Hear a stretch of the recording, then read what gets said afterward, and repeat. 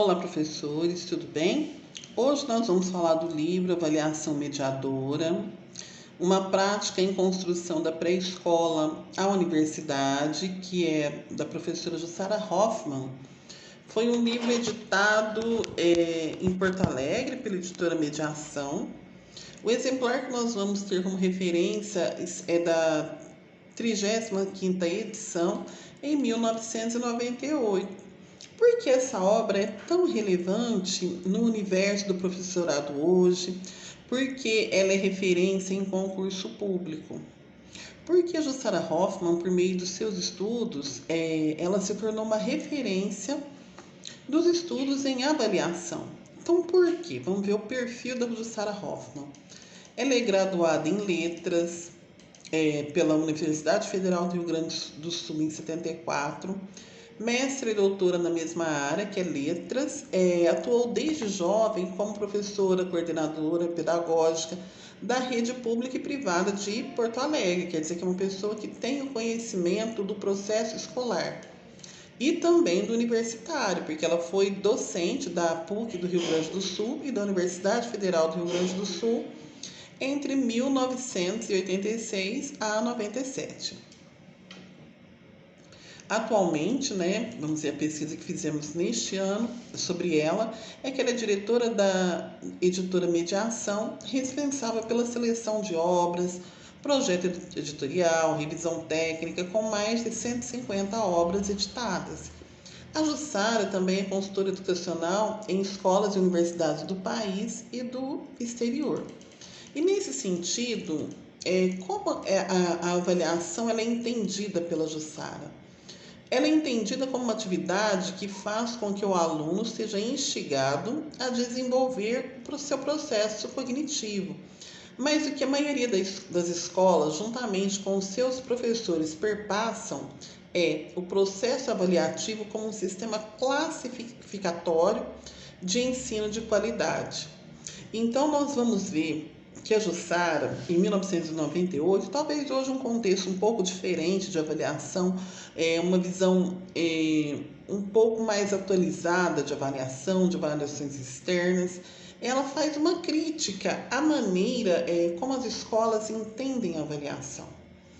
Então ela coloca, olha, a avaliação ela é uma instigadora do processo cognitivo do aluno, ou seja, do seu desenvolvimento. Mas ela critica a escola que tem avaliação somente como classificação.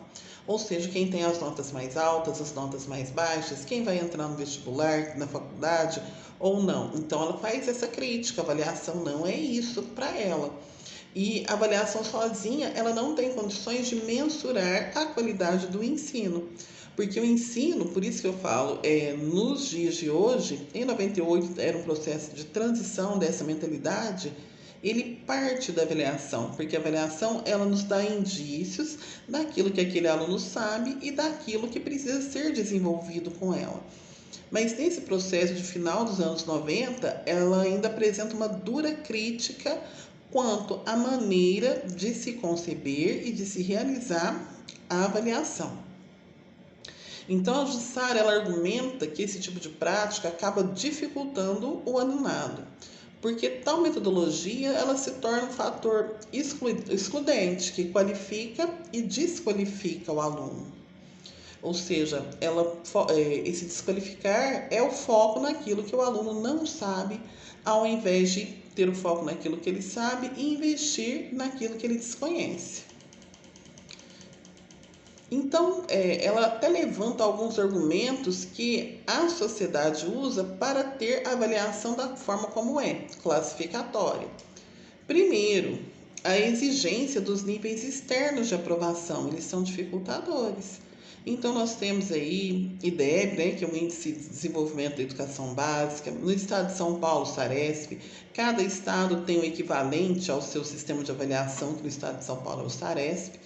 Então, ela entende como dificultadores, porque eles trazem parâmetros e nem todos conseguem atingir tais parâmetros, mesmo aqueles que têm um bom processo cognitivo, em determinados contextos estão fora daquilo que é solicitado. Ela fala que a avaliação que não é feita com interesses pedagógicos, criticando, né? E sim políticos, como verbas de Fundeb, de IDEB.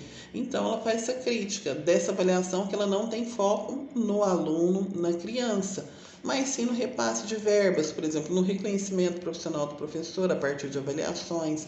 Nós sabemos que tem professores que têm bônus, gratificações, e muitas vezes o foco não é ensinar o aluno, mas ter o que se chama de bons alunos, ou seja, aqueles que respondem bem ao que é proposto, para que esses traduzam a escola em boas notas e os professores consigam suas gratificações, suas promoções dentro daquilo que os alunos conseguem. E a crítica dela também é isso: a maioria dos índices perpassam pela avaliação e os valores são invertidos. Ao invés de ser uma avaliação para favorecer um aluno, é o aluno que favorece a avaliação. E se torna um dilema para os educadores, que é aprovar alunos fora do padrão de aprendizagem. Então, tem todo um conflito da classificação, de uma progressão continuada que prevê a continuidade dos ciclos e de haver um padrão, uma expectativa de aprendizagem para determinado ano e que às vezes aquele aluno não atinge. E o professor precisa passar o aluno porque ele está dentro de um ciclo. Então, qual seria, segundo Hoffman, a tarefa do professor? Tornar a escola um espaço de inclusão e permanência. Então, para isso, a avaliação seria no sentido de incluir, como dissemos na primeira ideia, uma ideia que é muito clara nos anos 2000 e que no final do século, no final da década de 90, quando Jussara escreveu, talvez não fosse dessa avaliação como partida, dessa avaliação como tomada de decisões para a melhoria do ensino do aluno, para o aluno. Então, para isso, esse professor precisaria repensar a sua prática em relação à avaliação. Precisaria mudar a sua mentalidade de uma avaliação que esteja a serviço do aprendizado do aluno e não de uma avaliação somente que classifica ou que presta contas. E essa mudança efetiva viria de uma postura filosófica e pedagógica, não somente no campo das ideias, né, que seria da filosofia, mas pedagógica, no sentido da prática cotidiana daquele professor. E, imbuído dessa mentalidade, esse professor teria que enfrentar a mentalidade competitiva e tradicional. Não é competitiva? O melhor aluno, o segundo melhor aluno, aquele que vai para uma faculdade, sempre em termos de competição e não de cooperação. E a mentalidade também dos pais, não somente do aluno e do professor, porque esses pais, professores, eles fazem parte de uma mesma sociedade. Então, muitas vezes imbuídos da mesma mentalidade, que querem uma avaliação classificatória. O que seria isso? Que apontasse o que se chama de melhores, ou seja, aqueles que bem respondem ao que é proposto e preparam para vestibulares, para concursos, para empregos, mas dentro de um parâmetro que não é o daquele grupo para o qual está sendo direcionado. Segundo não, né? Já estamos aí com 4 ou 5 itens. Se propõe que o professor utilize métodos, técnicas e propostas curriculares como melhorias da qualidade de ensino, né? Sempre voltado para aquele aluno e não uma proposta pela proposta e o ensino pelo ensino. E o professor deve ter a vida escolar do educando, do seu aluno, como uma preocupação principal e não as exigências externas ou as cobranças dos colegas do ano seguinte, né? Então, muitas vezes, o professor está preocupado com tudo, com a cobrança dos pais, dos gestores, dos seus colegas, e esquece de ver o seu aluno, aquilo que ele realmente necessita.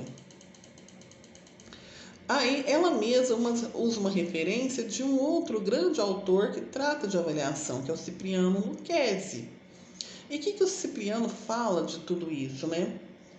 Basta de usarmos os exames e as consequentes reprovações que se manifestam como fracasso escolar, como álibi da má qualidade de ensino. Então, basta de provas que só servem para provar que está tudo errado. O que o Cipriano fala? A verdadeira prática da avaliação da aprendizagem opõe-se a tudo isso, devido a assentar-se sobre a busca da melhor qualidade de resultados. E talvez eu obter um bom resultado com a minha turma não é o resultado da melhor escola campeã do IDEB. Não é? Então a gente tem às vezes que competir conosco mesmos e não com o entorno, o que implica em melhor qualidade de ensino, que por sua vez exige investimento em vários setores da educação. Então, às vezes, para ter um bom retorno em educação, uma boa avaliação, eu tenho que investir no social, na alimentação escolar, em questões que perpassam, que vão além dos muros da escola. Então, como deve ser a avaliação na LDB? Já que nós temos aí esses dois pensadores, né? Nós estamos falando da Jussara traz o Lucchesi, Cipriano Lucchesi, e eles trazem as suas visões de educação num tempo em que a LDB, Lei de Diretrizes e Bases da Educação Nacional, havia acabado de ser promulgada. Então, em 1996, se fala em termos de lei, mas com um objetivo pedagógico. A avaliação deve ser contínua e priorizar a qualidade e o processo de aprendizagem, sendo que os aspectos qualitativos devem prevalecer sobre os quantitativos, ou seja, a valorização dos avanços, das conquistas de cada aluno, de cada grupo, e não somente a quantidade de acertos, de notas, ou seja, o valorizado é fazer com que o aluno caminhe. Para que isso se efetive, é preciso que cada professor conheça as necessidades dos seus alunos. Então, por conta disso, a avaliação parte de duas premissas: possibilidade dos educandos construírem suas próprias verdades e valorização de seus interesses e manifestações. Ou seja, eu sei quem é meu aluno, eu avalio, eu percebo ali as suas necessidades. E a partir desses dois conhecimentos, das suas necessidades e do seu perfil, eu construo a minha prática pedagógica. Na prática, o que acontece, né? E que nós precisamos sair dessa prática. Alunos avaliados somente por notas. Notas como números, né? E não avaliados na sua integralidade. Se acontece a desconsideração do percurso realizado durante o bimestre, quando eu tenho só a nota numérica, né, da prova, e aquela questão da dicotomia entre discurso e prática. Às vezes o professor pensa uma coisa e faz outra. E essa questão de se ter uma divisão brusca promove a fragmentação de conteúdos nos diferentes componentes curriculares, ou seja, o conteúdo ele é apresentado fragmentado ao aluno de qualquer idade e ele não consegue fazer ligação entre os mesmos. E, por final, a avaliação ela aparece como uma ameaça e um fator de inibição, de intimidação para aquele aluno. Isso é o que acontece na prática e não é o que é desejado por esses estudiosos e pelos professores que fazem coro a eles. Então, como deve ser, né? Olha uma frase aqui de Machado. Para avaliar, é preciso ir além da medida, recorrendo a indicadores mais complexos e a indícios de competência, tendo em vista que não se avalia por avaliar, mas para fundamentar uma decisão. Então, aqui, ó, o professor é o principal agente de mudança na obra de Machado, que é o autor que referencia essa frase. E qual seria essa decisão? Eu avaliei meus alunos.